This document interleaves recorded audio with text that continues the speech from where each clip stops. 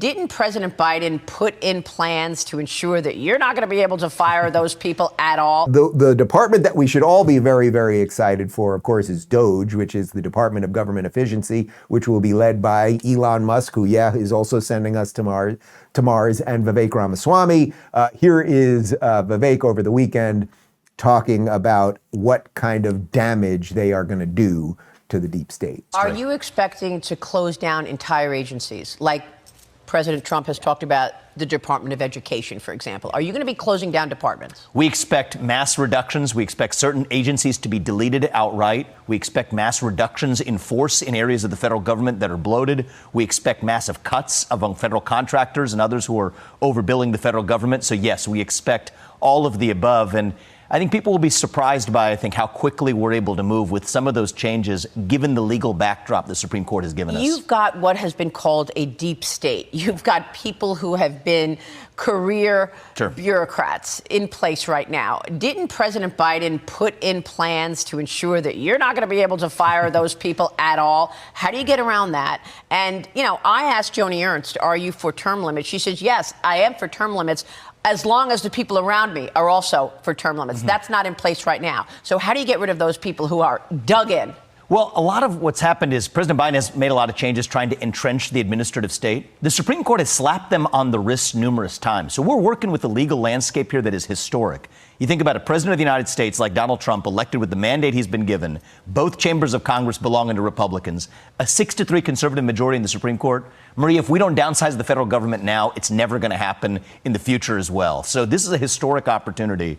We're not actually going to squander this, but I think part of the key is to move quickly, to move effectively. I think that mass deregulation that I talked about earlier, that gives us the industrial logic to then make cuts to that bureaucracy, and moving quickly is our objective. Have you thought about moving some of these departments or agencies out of Washington? It's funny you bring up this point. Yes is the answer, but here's why. They'll say, well, what happens to the people who live in Washington, D.C.? Here's the dirty little secret in the federal bureaucracy today. Most people don't even show up to work. So if you require most of those federal bureaucrats to just say, like normal working Americans, you come to work 5 days a week, a lot of them won't want to do that. And by the way, that creates a logic for many of those agencies being outside of D.C. in the first place. So these are, again, examples. It's a great point you just brought up. So would you sweeping move, changes we're able to make quickly. You could move the Energy Department to Texas or to Pennsylvania. You could move agriculture somewhere else. Is that what you're thinking? Well, look, I think that, yes, absolutely. But I think even bigger picture than that, many of these agencies should be downsized wherever they are. And for whatever does remain, move many of them out to be where they're more accountable to the people. And by the way, if you have many voluntary reductions in force of the workforce in the federal government along the way, great. That's a good side effect of those policies as well. And so our goal is not to be cruel, by the way, to the individual federal employees. Most of them, I do want to say this, are individually good people, and we want to be compassionate and generous in how we handle this transition. But the real issue is there's just too many of them. We don't need 4 million, and we shouldn't have 4 million civil servants who can't be or aren't even elected or can't be removed from their positions. It's anti-democratic.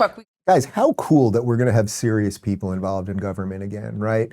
It does get to what I said earlier. It's because he's clearly not hiring people because of their genitals or their skin color or anything else. So I absolutely believe Vivek, and I believe Elon when they're like, we're going to delete departments. We are going to fire tons of people. We're going to find all the missing money and the ridiculous inefficiencies and everything else.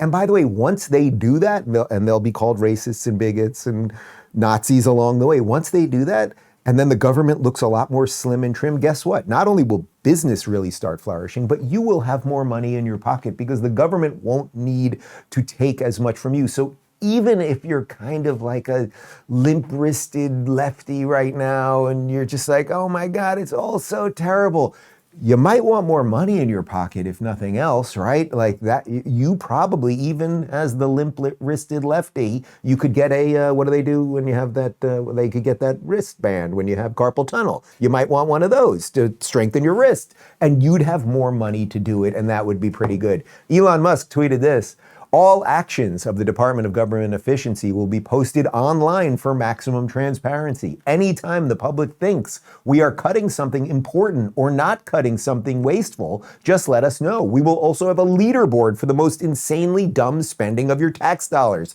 This will be both extremely tragic and extremely entertaining. Guys, this is what we've all wanted.